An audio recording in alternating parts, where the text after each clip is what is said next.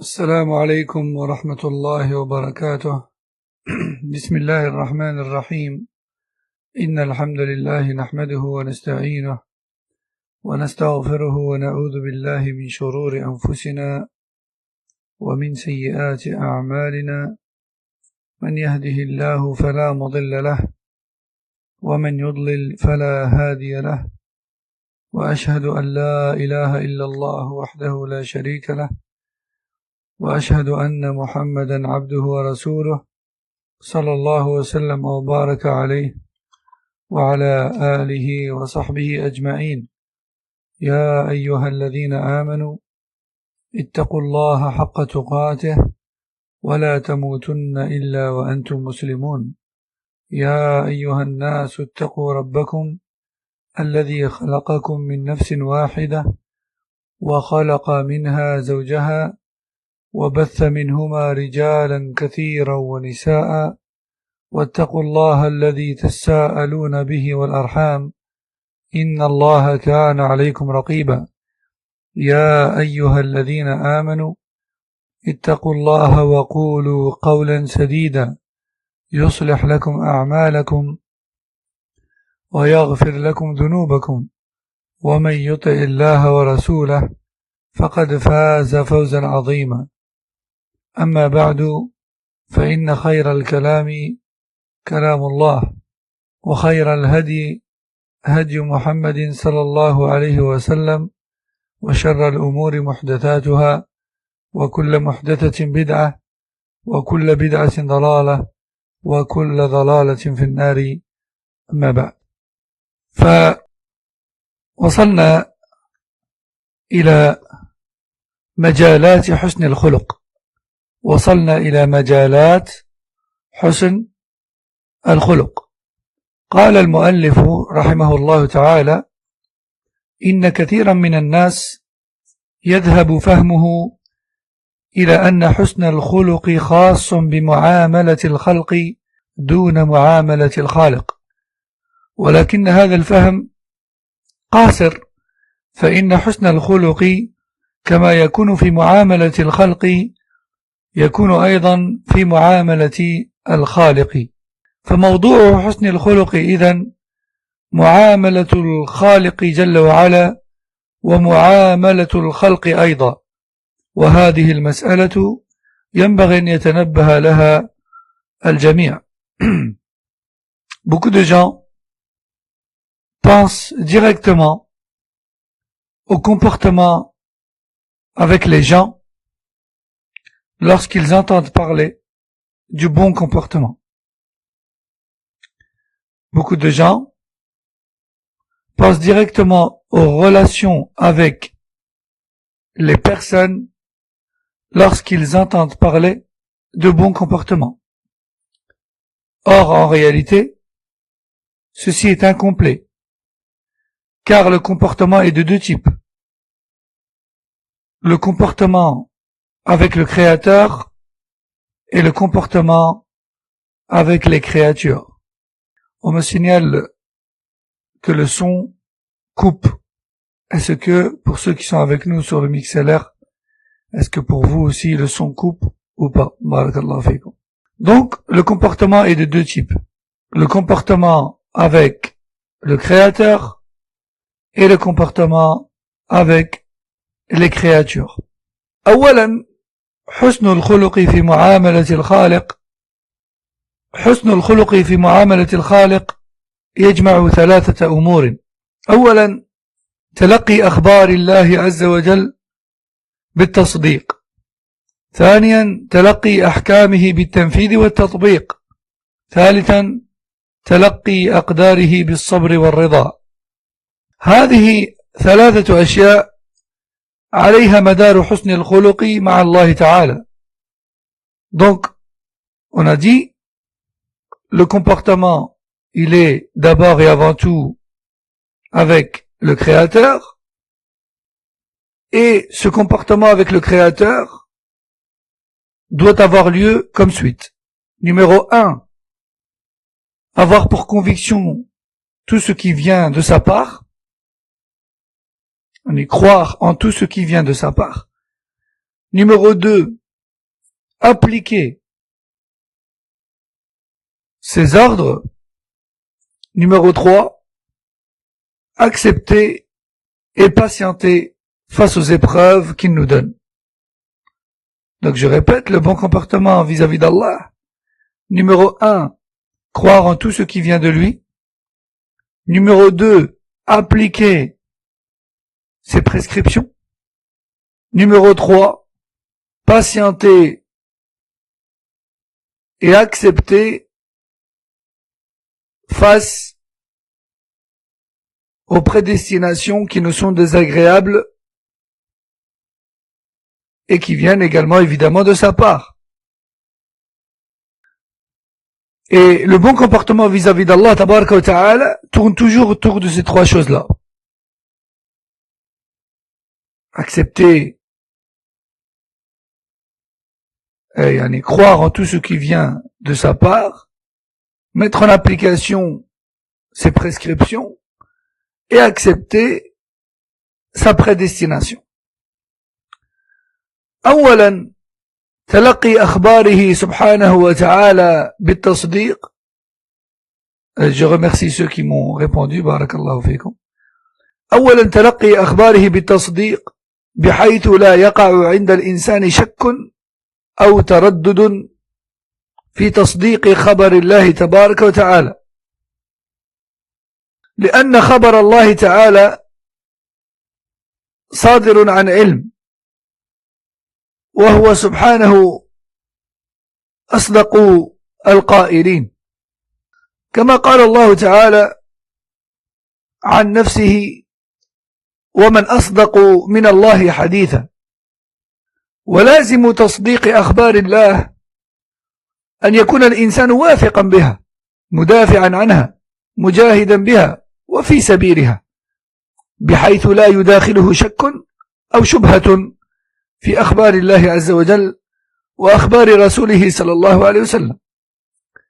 وإذا تخلق العبد بهذا الخلق أمكنه أن يدفع أي شبهة يوردها المغرضون على أخبار الله ورسوله صلى الله عليه وسلم، سواء أكانوا من المسلمين الذين ابتدعوا في دين الله ما ليس منه، أم كانوا من غير المسلمين الذين يلقون الشبه في قلوب المسلمين بقصد فتنتهم وإضلالهم.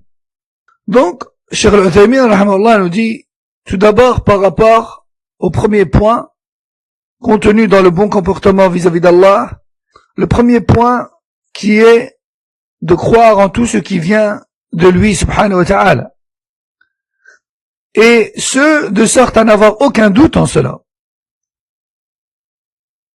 car tout ce qui vient d'Allah n'est que vérité. Pourquoi? Car Allah Jalla wa Ala est le plus véridique en parole. Allah Tabaraka wa Ta'ala dit dans Surat les Femmes, verset 87, ce qui a pour sens: et qui est plus véridique qu'Allah en parole? Et qui dit croire ce qui vient d'Allah, dit par la même occasion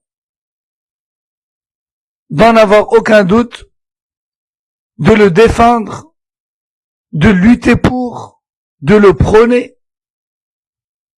et de n'avoir dans son cœur aucune ambiguïté vis-à-vis de cela. Car tout ce qui vient d'Allah est retransmis par le messager d'Allah, sallallahu alayhi wa sallam, n'est que vérité.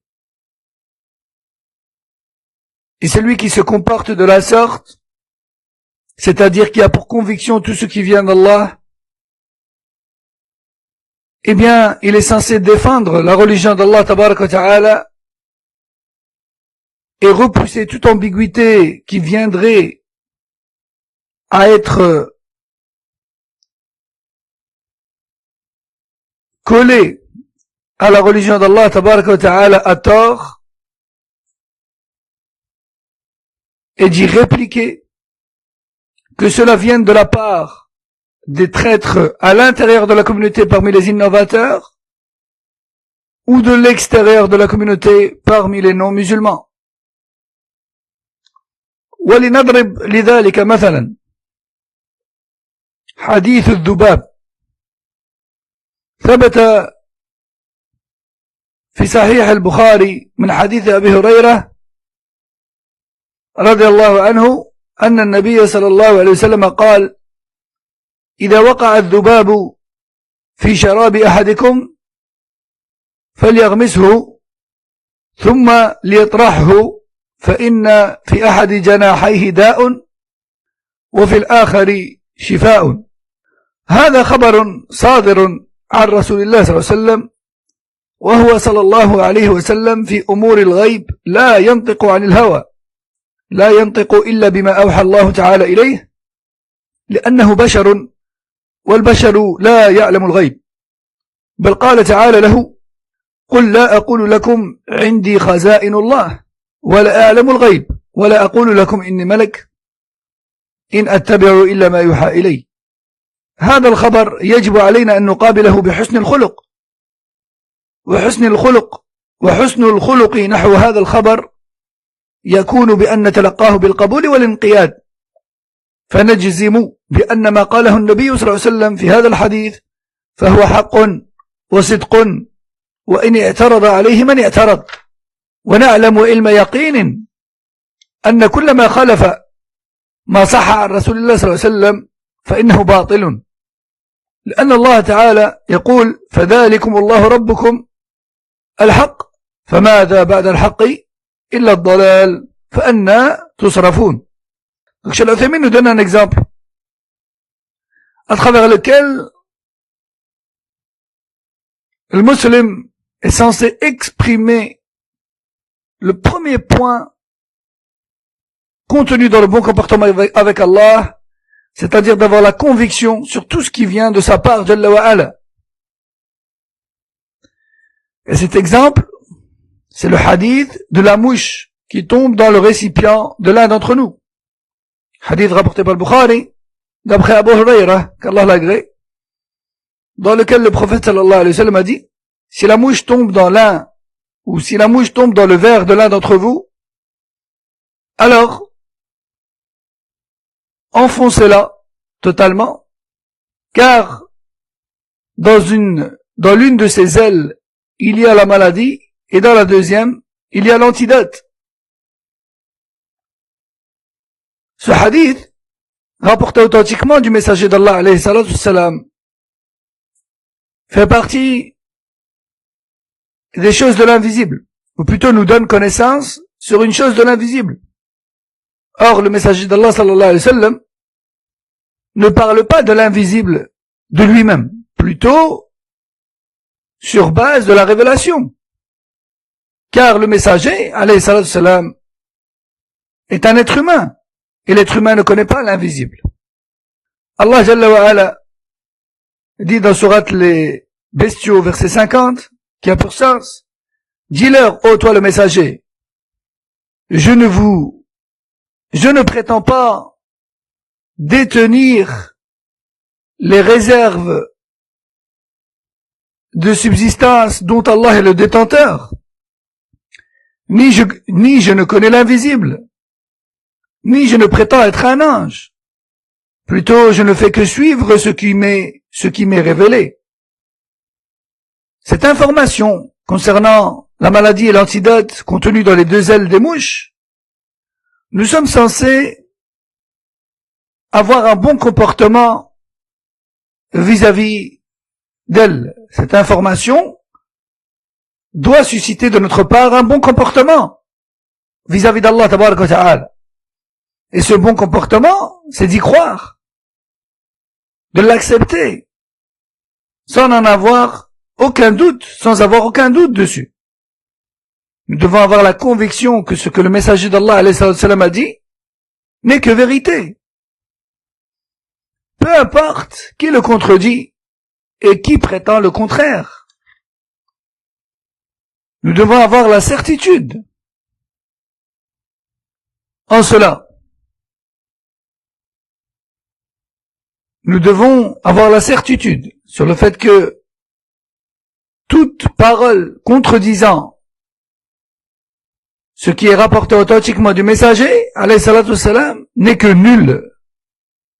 Allah tabaraka wa ta'ala dit dans Surat Yunus, verset 32 qui a pour sens,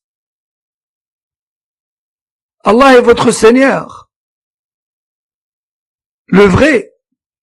Qu'y a-t-il donc après la vérité si ce n'est l'égarement? ومثال آخر من أخبار يوم القيامة أخبر النبي صلى الله عليه وسلم أن الشمس تدنو من الخلائق يوم القيامة بقدر ميل كما جاء عند مسلم، وسواء كان هذا الميل ميل المكحلة أو المكحلة أم كان ميل المسافة، فإن هذه المسافة بين الشمس ورؤوس الخلائق قليلة، ومع هذا فإن الناس لا يحترقون بحرها، مع أن الشمس لو تدنو الآن من في الدنيا مقدار أنملة لاحترقت الأرض ومن عليها. قد يقول قائل: كيف تدنو الشمس من رؤوس الخلائق يوم القيامة بهذه المسافة ثم يبقى الناس لحظة واحدة دون أن يحترقوا؟ نقول لهذا القائل: عليك أن تكون حسن الخلق نحو هذا الحديث، وحسن الخلق نحو هذا الحديث الصحيح يكون بأن نقبله ونصدق به، وأن لا يكون في صدورنا حرج منه ولا ضيق ولا تردد، وأن نعلم أن ما أخبر به النبي صلى الله عليه وسلم في هذا فهو حق. ولكن هناك فارقا عظيما بين أحوال الناس في الدنيا وأحوالهم في الآخرة، بحيث لا يمكن أن نقيس أحوال الدنيا بأحوال الآخرة لوجود هذا الفارق العظيم. فنحن نعلم أن الناس يقفون يوم القيامة 50,000 سنة، وعلى مقياس ما في الدنيا فهل يمكن أن يقف أحد من الناس 50,000 سنة، أو عفوا 50,000 ساعة؟ بل هل يمكن أن يقف أحد من الناس 50,000 دقيقة؟ الجواب لا يمكن، لا يمكن ذلك. إذن فالفارق عظيم. فإذا كان كذلك فإن المؤمن يقبل مثل هذا الخبر بانشراح صدر وطمأنينة، ويتسع فهمه له، وينتفح قلبه لما دل عليه. الشيخ العثيمين رحمه الله nous dit un deuxième exemple de bon comportement vis-à-vis d'Allah tabarak wa ta'ala à travers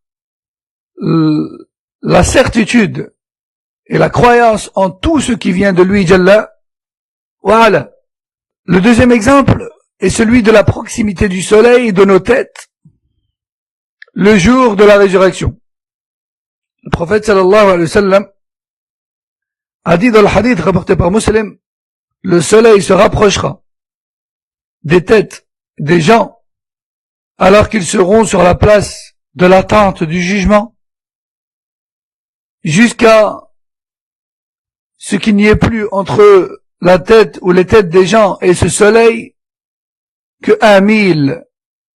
Alors, al-mil, bien sûr, c'est pas le maïs utilisé qui est entre guillemets l'équivalent du kilomètre dans les pays anglophones. C'est pas ce maïs-là. C'est une unité de mesure utilisée par les Arabes, al-mil, d'accord, qui est une unité de mesure de distance. Et en langue arabe, al-mil peut également désigner ce qu'on appelle al-mikhala. Al-mikhala, c'est-à-dire c'est-à-dire le bâton, ce petit bâton pointu qui est qui se trouve dans le mascara ou dans le noir pour les yeux. C'est un tout petit bâton d'à peine peut-être plus ou moins 5 cm. Alors les ulama ont divergé. Est-ce que le mil dans ce hadith, c'est l'unité de mesure des distances ou c'est le bâton de mascara? Mais toujours est-il que l'un dans l'autre, cette distance est très petite. Car si l'on prend l'exemple dans cette dunya, si l'on prend l'exemple de la distance qui nous sépare du soleil dans cette dunya, Nous savons aujourd'hui parfaitement que si le soleil venait à se rapprocher de nous de quelques millimètres à peine, la terre brûlerait. La terre brûlerait. Alors il se peut qu'une personne nous dise: comment est-ce possible de croire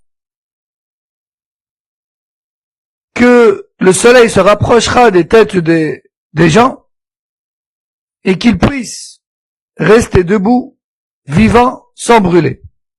Réponse: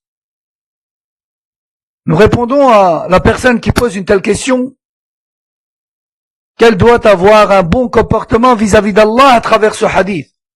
Comment? En l'acceptant, car il est authentique, et d'y croire sans en avoir aucun doute.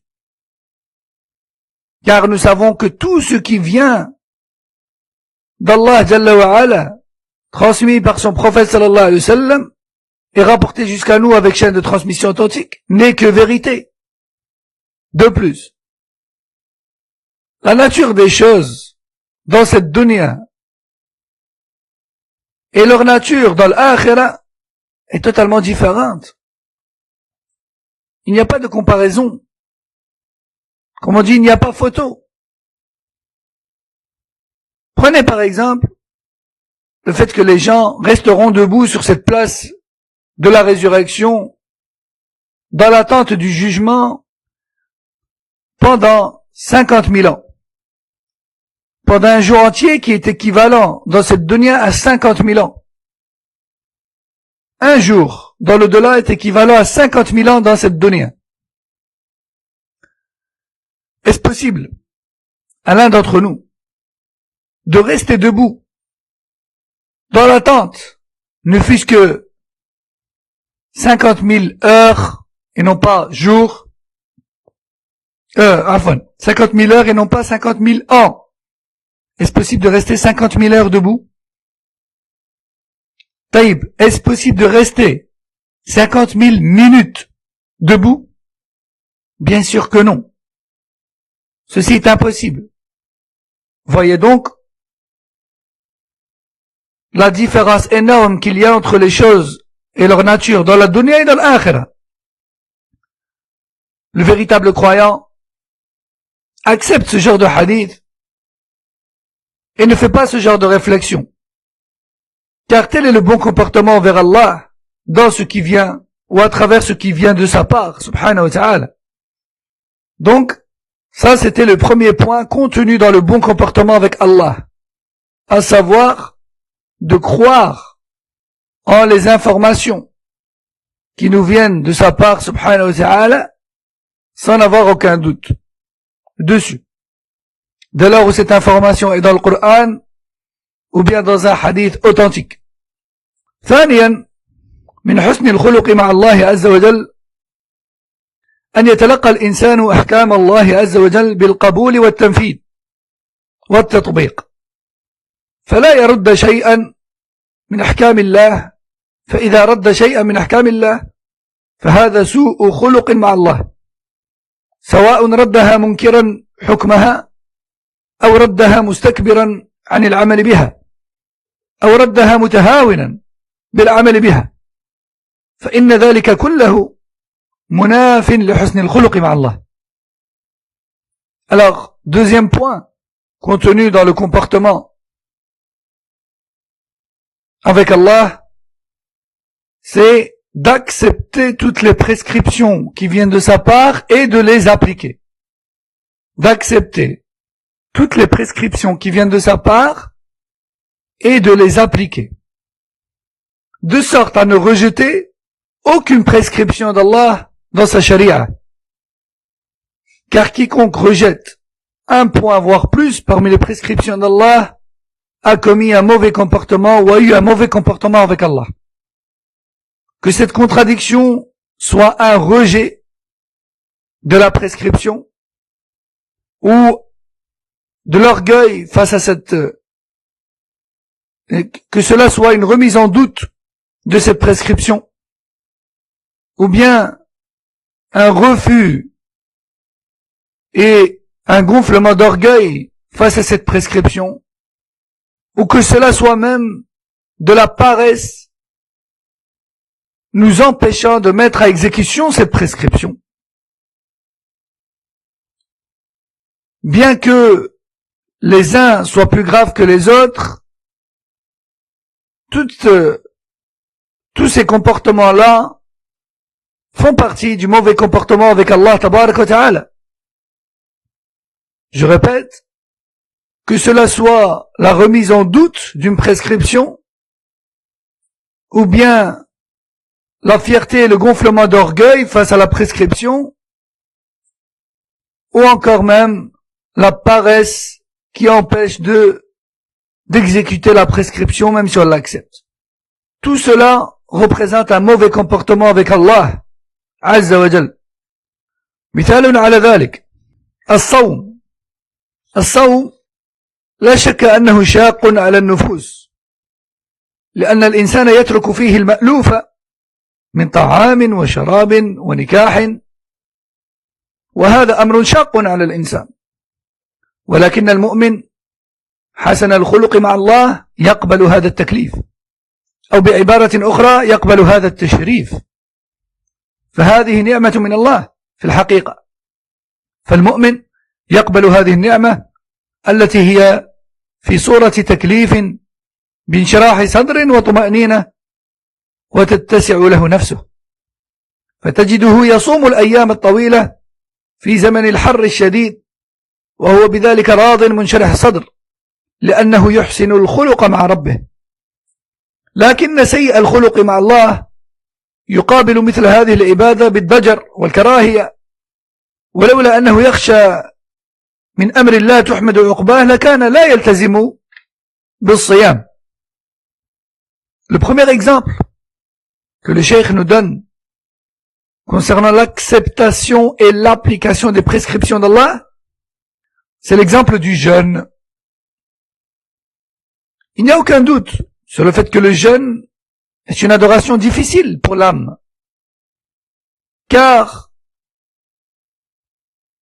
dans cette adoration, l'être humain délaisse ce qu'il aime et ce qu'il a l'habitude de faire, à savoir la nourriture, la boisson et les rapports intimes.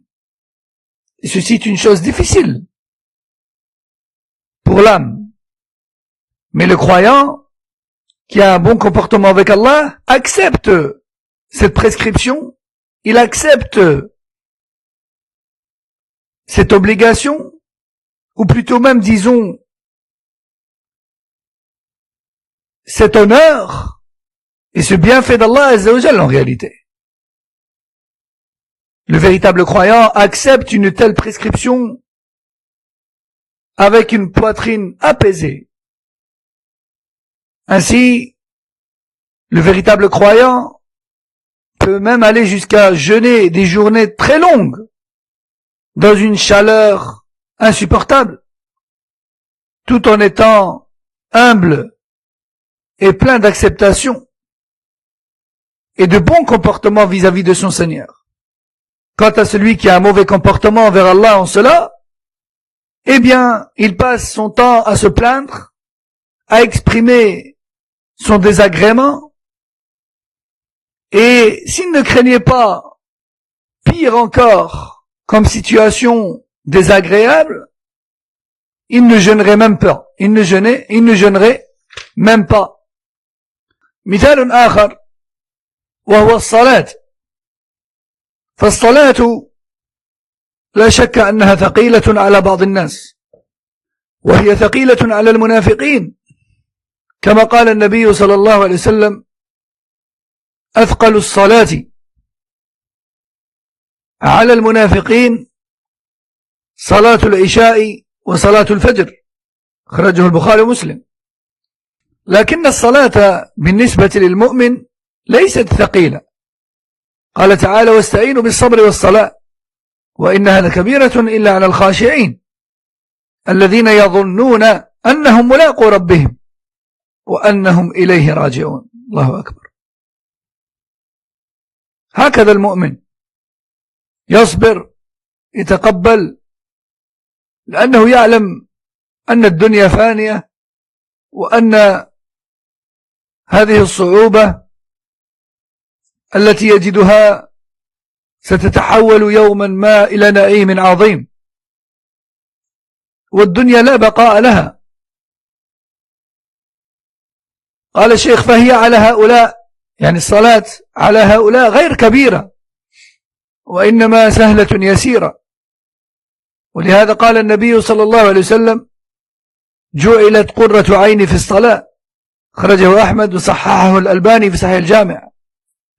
فالصلاة هي قرة عين المؤمن وزاده اليومي الذي يتزود به للقاء الله تعالى، ولذلك فهو يعظم قدرها ويهتم لها أعظم الاهتمام، لأنها إماد الدين وأول ما يحاسب عليه العبد يوم القيامة. فحسن الخلق مع الله بالنسبة للصلاة أن تؤديها وقلبك منشرح مطمئن وعينك قريرة تفرح إذا كنت متلبسا بها وتنتظرها إذا فات وقتها.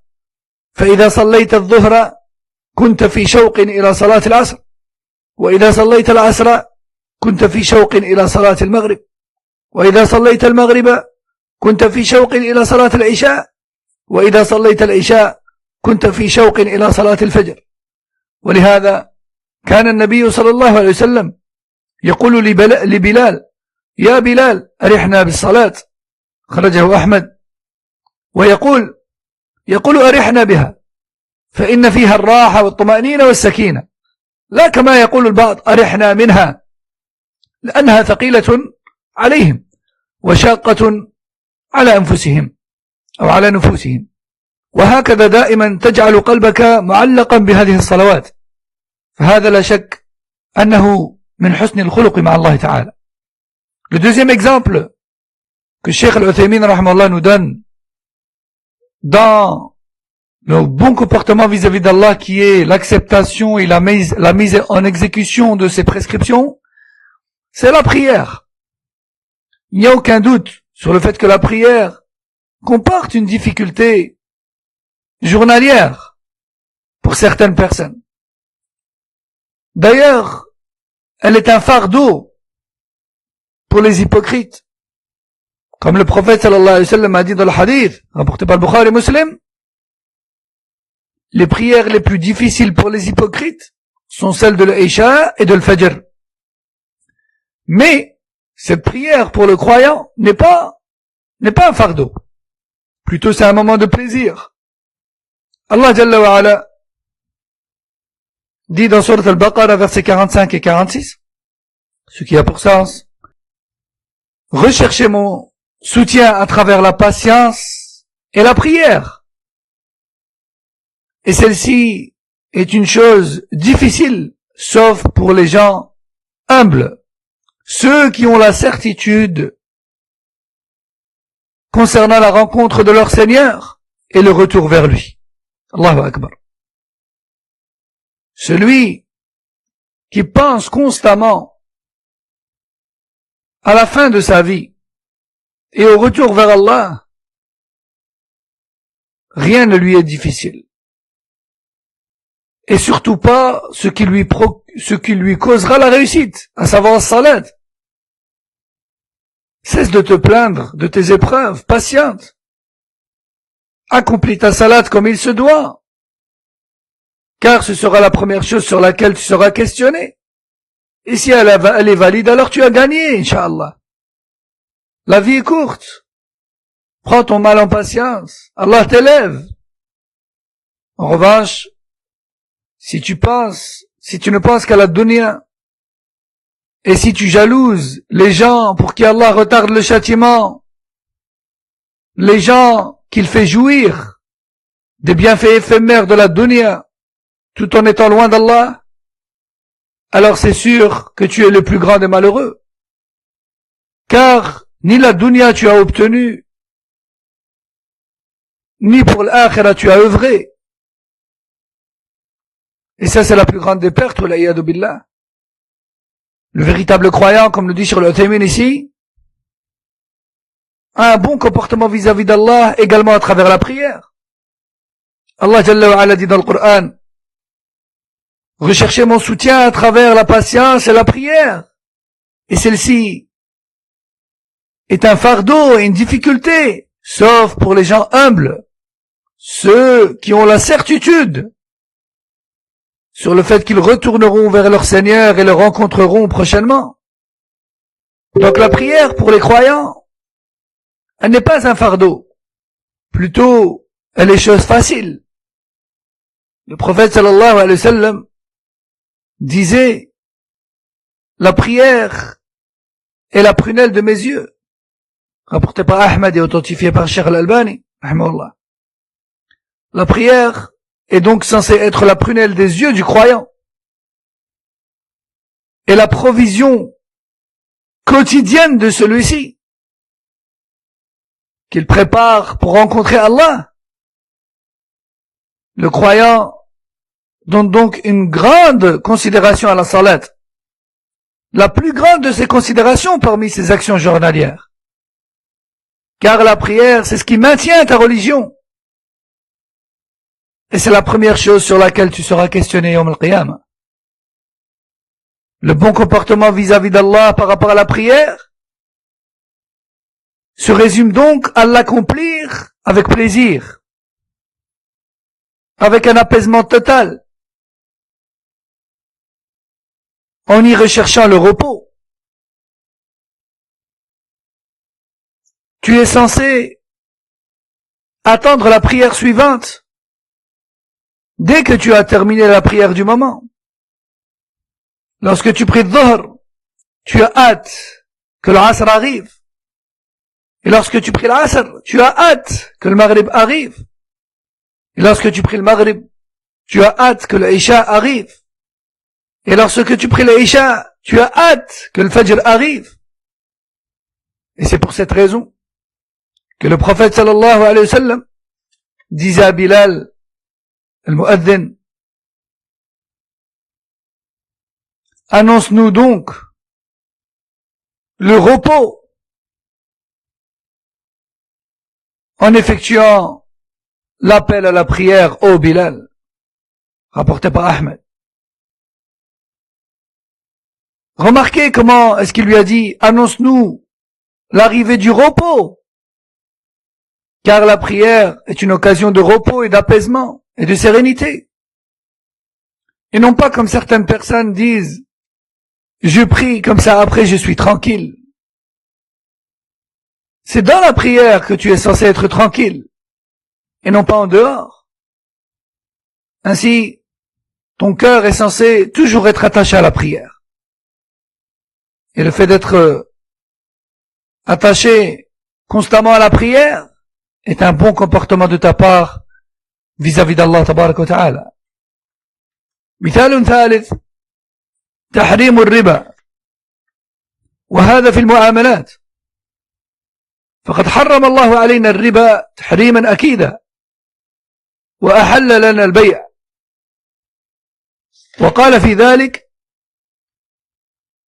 الذين يأكلون الربا لا يقومون إلا كما يقوم الذي يتخبطه الشيطان من المس ذلك بأنهم قالوا إنما البيع مثل الربا أحل الله البيع وحرم الربا فمن جاءه موعظة من ربه فانتهى فله ما سلف وأمره إلى الله ومن عاد فأولئك أصحاب النار هم فيها خالدون. فتوعد من عاد إلى الربا بعد أن جاءته الموعظة وعلم الحكم توعده بالخلود في النار والعياذ بالله. بل إنه توعده في الدنيا أيضا بالحرب. قال تعالى يا أيها الذين آمنوا اتقوا الله وذروا ما بقي من الربا إن كنتم مؤمنين فإن لم تفعلوا فأذنوا بحرب من الله ورسوله.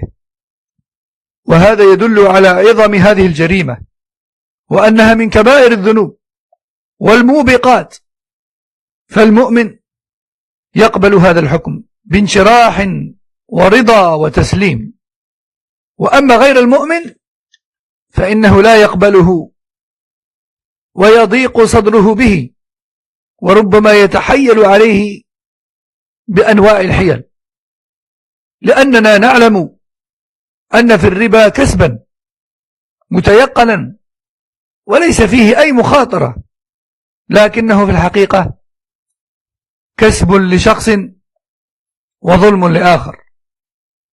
ولهذا قال تعالى: وإن تبتم فلكم رؤوس أموالكم لا تظلمون ولا تظلمون. Le troisième exemple et le dernier dans le bon comportement vis-à-vis d'Allah à travers le respect des prescriptions, l'exemple de l'usure. L'exemple de l'usure, riba. Comme vous savez, Allah subhanahu wa ta'ala nous a interdit l'usure d'une interdiction formelle ne comportant aucun doute, tandis qu'il nous a autorisé les transactions commerciales. Allah Jalla wa Ala dit dans Surat Al-Baqarah, verset 275, ce qui a pour sens: ceux qui consomment l'usure sont foudroyés et châtiés de sorte à être semblables à ceux qui sont touchés par les démons. Ceci est un châtiment pour avoir prétendu que l'usure est semblable au commerce. Allah a autorisé le commerce et a interdit l'usure. Quiconque donc, celui à qui donc cette prescription et cette exhortation parvient, suite à quoi il délaisse ce péché, alors les biens qu'il a amassés jusque-là restent pour lui. Tandis que celui qui retombe dans ce péché, alors voici les gens du feu, ils y seront pour très longtemps. Dans ce verset, Allah Jalla wa Ala menace quiconque s'adonne à l'usure, malgré l'exhortation et la prescription d'interdiction, il le menace avec le feu de l'enfer, et ce pour une très longue durée. Et qu'Allah nous en préserve. Plutôt même, Allah Jalla wa Ala menace celui qui s'adonne à l'usure. Il le menace, ou il menace de lui déclarer la guerre. Il menace de lui déclarer la guerre dans cette vie d'ici-bas. Allah Jalla wa Ala dit dans Surat Al-Baqarah, versets 278 et 279 qui ont pour sens: ô vous les croyants, craignez Allah et délaissez tout ce qui vous reste parmi les transactions usuraires. Si vous êtes vraiment croyants, si vous ne cessez pas, alors sachez qu'Allah et son messager vous déclarent la guerre. Tout cela prouve la gravité de l'usure et la certitude de son statut de grand péché. Parmi les péchés qui mènent au péril, le croyant accepte une telle prescription avec une totale conviction et apaisement. Quant aux non-croyants, il n'accepte pas cela. Et il ressent une gêne en lui. Et peut-être même qu'il va user de certaines ruses pour pouvoir s'adonner à l'usure. Car nous savons que l'usure comporte de l'argent facilement gagné, et ce sans aucune prise de risque. Mais en réalité, c'est un gain pour l'un et une perte pour l'autre. Il y a une injustice en cela. C'est pour ça qu'Allah l'a interdit. Allah Jalla wa Ala, il a une injustice en cela, même si la personne qui perd de l'argent l'accepte. Allah Jalla wa Ala dit, dans Surat Al-Baqarah, verset 279, qui a pour sens: si vous vous repentez, alors votre argent reste pour vous. Vous ne subirez pas, et vous ne commettrez pas non plus d'injustice. Donc pourquoi l'usure est interdite? Car il est considéré aux yeux de l'islam comme étant une injustice envers l'un ou l'autre parmi les acteurs de cette transaction. Parfois, on voit par exemple, certains banquiers dire, ouais, mais en quoi ça vous dérange? On vous donne de l'argent. En quoi cela vous dérange? Nous disons, Allah nous a interdit l'usure, car cela comporte un gain d'argent qui ne nous revient pas de droit et qui appartient forcément à d'autres. Et on refuse de prendre cet argent, même s'il nous l'est offert, même s'il nous est offert sur un plateau en argent. Ceci par bon comportement envers Allah et respect de ses prescriptions subhanahu wa ta'ala. On va s'arrêter ici pour aujourd'hui, Inch'Allah. Donc, je résume. On a dit que le bon comportement, ce n'est pas seulement envers les individus, mais également et avant tout envers notre Créateur, premièrement, puis ensuite envers les créatures, deuxièmement. Et on a dit que le bon comportement envers Allah, Jalla wa Ala, c'est trois choses. Premièrement, croire avec conviction et sans aucun doute en tout ce qui nous est rapporté d'Allah. Numéro 2, accepter et exécuter toutes ses prescriptions. Et on a vu des exemples dans ces deux-là. Et la semaine prochaine, Inch'Allah, on verra le troisième point contenu dans le bon comportement vis-à-vis d'Allah, ainsi que des exemples. Et ce troisième point, c'est quoi? C'est l'acceptation du destin d'Allah et l'endurance en celui-ci. Subhanakallahumma wa bihamdik, ashhadu an la ilaha illa anta, astaghfiruka wa atubu ilayk, wa sallallahu wa sallama ala nabiyyina Muhammad, wa ala alihi wa ashabihi ajma'in, wassalamu alaykum wa rahmatullahi wa barakatuhu.